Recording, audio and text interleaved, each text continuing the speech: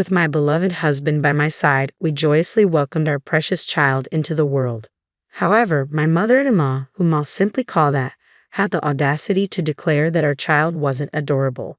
Can you imagine anyone saying such a thing about their own grandchild? To compound matters, she treated me like an unwelcome intruder. Well, I wasn't about to play the victim. This is the story of a narcissistic mother-in-law and a daughter-in-law who refuses to back down. I'm Viola. I married Elwood when I was 28, and our much-awaited son, Ricky, arrived just a year ago. When Ricky was 6 months old, I returned to work and enrolled him in daycare while I focused on my career. Some might criticize leaving such a young baby in daycare, but there were financial realities to consider. Elwood's job was struggling, and his income had dwindled since we married. In fact, I now earn twice as much as he does. With a newborn, expenses were only mounting. So, I made the decision to return to work early. Fortunately, I've always enjoyed my job, so going back wasn't a hardship for me. However, there was one person who strongly opposed my decision. My husband's mother, my mother-in-law. She had moved in with us 3 months earlier. She didn't seem to approve of me, frequently criticizing not only my parenting but also my daily routines. How could you leave such a young child in daycare?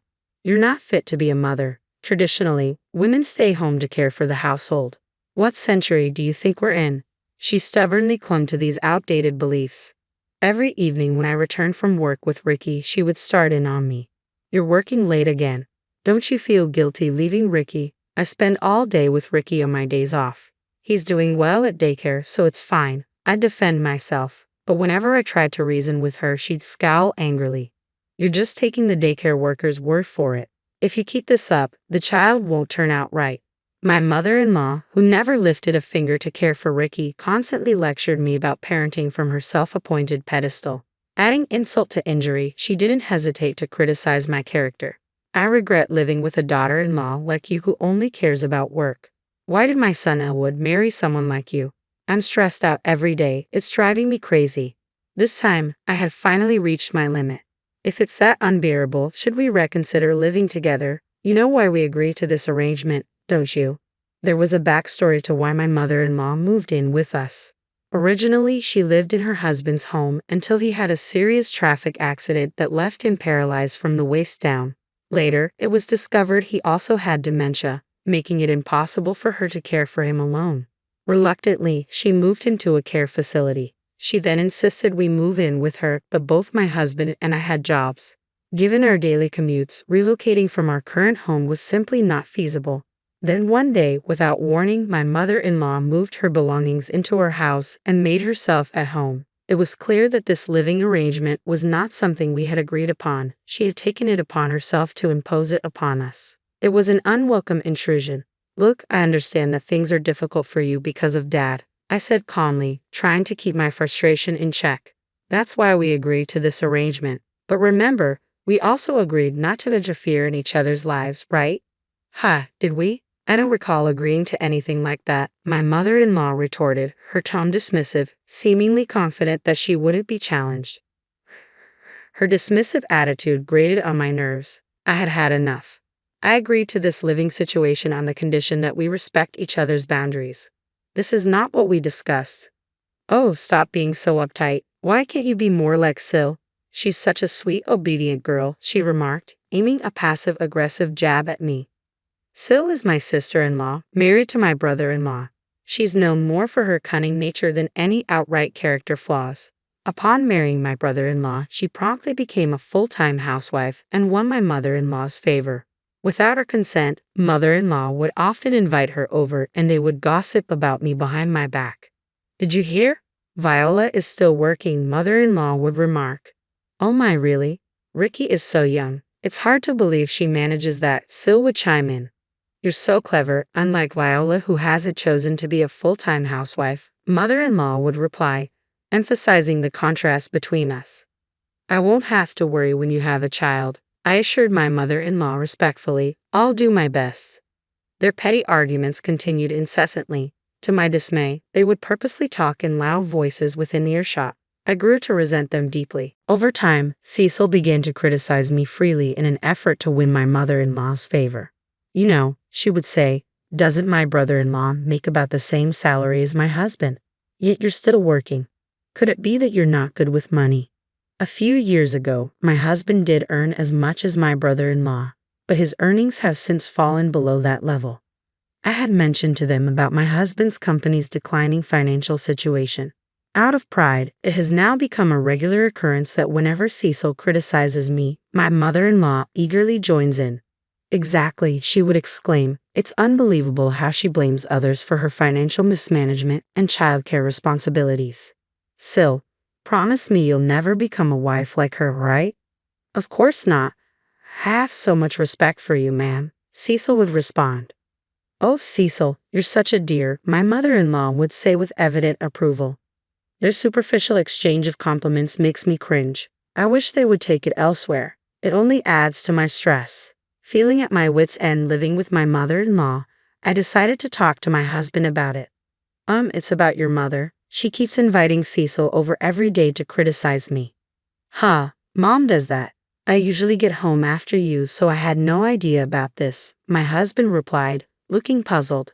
Yes, she does. She promised not to interfere, but she's constantly complaining about me continuing to work. Cecil joins in, and they both gang up on me. I can't take it anymore. My husband paused for a moment before saying something unexpected. But Cecil seems to get along well with Mom, right? Maybe you should try to find a middle ground with Mom too. Viola, were you even listening to me? She's dismissing everything I am.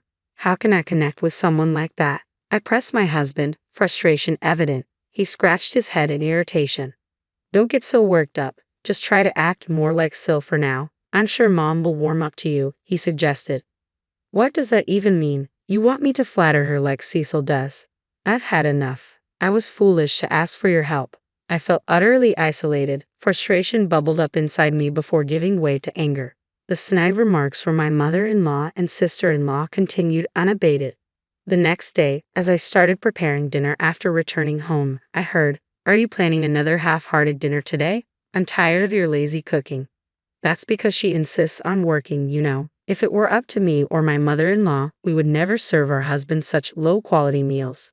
Right, for the record, my mother-in-law's cooking is nothing to brag about. It's overly seasoned and not particularly delicious. As for my sister-in-law, her domestic skills are quite apparent, considering how often she practically lives at our place. Silently seething, I continued with my dinner preparations. When my husband returned home, both my mother-in-law and Cecil suddenly changed their demeanor and stopped criticizing me. This made my husband doubt my words. Just when everything seemed to settle into a tense routine, an unexpected incident shook things up. I received a call from the daycare center during my work shift. I quickly contacted my husband and rushed home. There, I found my mother-in-law and my tearful son waiting for me. What do you think you're doing, mother-in-law? How could you take Ricky from the daycare without asking me? I exclaimed in frustration. My mother-in-law sighed as though weary of the conflict and gave me a condescending look. What's all the commotion about? I did it for my grandson. Besides, why waste money on a childcare center? Raising a child is a mother's responsibility, isn't it? But that's just your viewpoint, isn't it? We have our reasons for sending Ricky to daycare. Taking him without permission is unacceptable. It's practically kidnapping. Kidnapping? Seriously? Regardless of whether he's my grandson, you ignored the teacher's warnings and took him. That's kidnapping, plain and simple? I made my point, but she simply shrugged it off. Then she said something shocking. Oh, what nonsense. Neither you nor your son are cute. If you have a problem, just leave. She dismissed her own grandson as not cute. In that instant, alarm bells rang loudly in my mind. To hear her insult her own grandson like that, we couldn't stay with her any longer.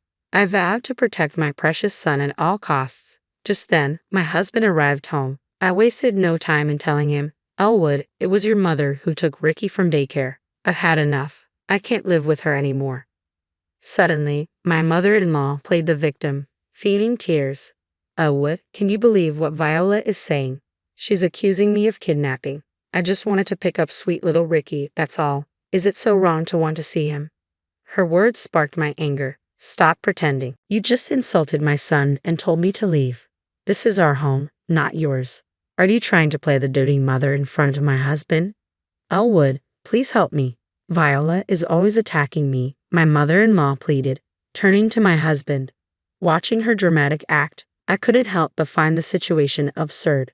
If my husband chose to side with her over this poorly staged performance, I knew then it would be just my son and me moving forward together. The first to break the tense silence was my husband. "First, I need to talk with Viola. Mom, please go back to your room," he said firmly. This unexpected stand from my husband, who usually sided with his mother, widened her eyes in surprise. "What are you saying? You don't need to listen to Viola, do you?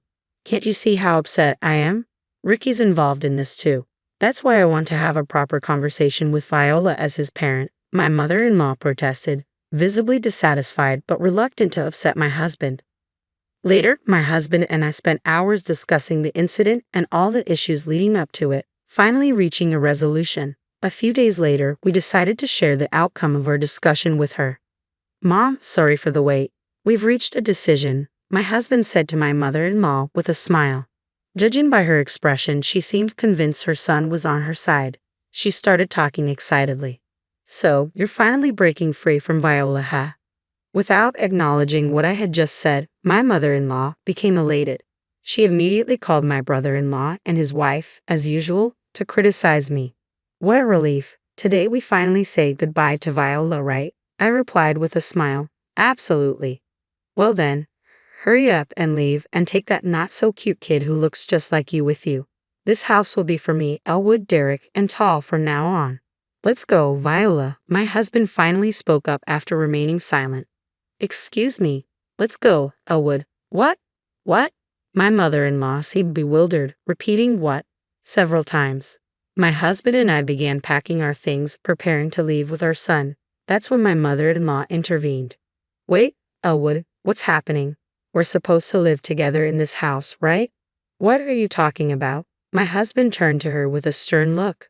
"I'm leaving with Viola. I can't tolerate your behavior any longer." My mother-in-law trembled, then collapsed. "Why? Why would you take her side? I heard everything from the daycare center teacher. How you took Ricky without permission, yelled at the staff, and spoke ill of Viola. Everything. I never expected you to stoop so low, Mom," my husband said sternly. "You've caused enough damage by surrounding yourself with people who only echo your views. Enjoy your life with them." He took my hand and said, "Let's go," guiding me out of the house. Throughout our departure, my mother-in-law called up to him, crying. On our way to our new home, my husband apologized. "I'm sorry. I should have realized sooner. I hope you can forgive me." "What are you talking about? Your actions now mean everything to me," I replied with a smile. Knowing he believed and supported me over his mother was deeply reassuring. Since then, we have cut ties with my mother-in-law and my brother-in-law's family, and we have found peace in our daily lives once again. After we terminated our lease on the house, my mother-in-law, having nowhere else to go, apparently moved in with my brother-in-law and his wife. With her presence adding financial strain, my brother-in-law's income became insufficient. Consequently, Cecil had to find a job, leaving my mother-in-law alone at home. There was no one left for her to gossip with or about. Even her once close relationship with Cecil turned sour, leading to constant arguments. "I have to work because of you, mother-in-law." "Oh, spare me. What, so now it's my fault? Leave, you old hack." Upon hearing Cecil's true feelings, her husband seemed to have lost his affection for her. I heard they're going through a divorce. Once free to act charming in front of my husband, Cecil's newfound workload and irritability have revealed her true nature. No matter how tough things get for them, I have no desire to reconnect with my mother-in-law. From now on, my husband, my son, and I will focus on building a happy home together.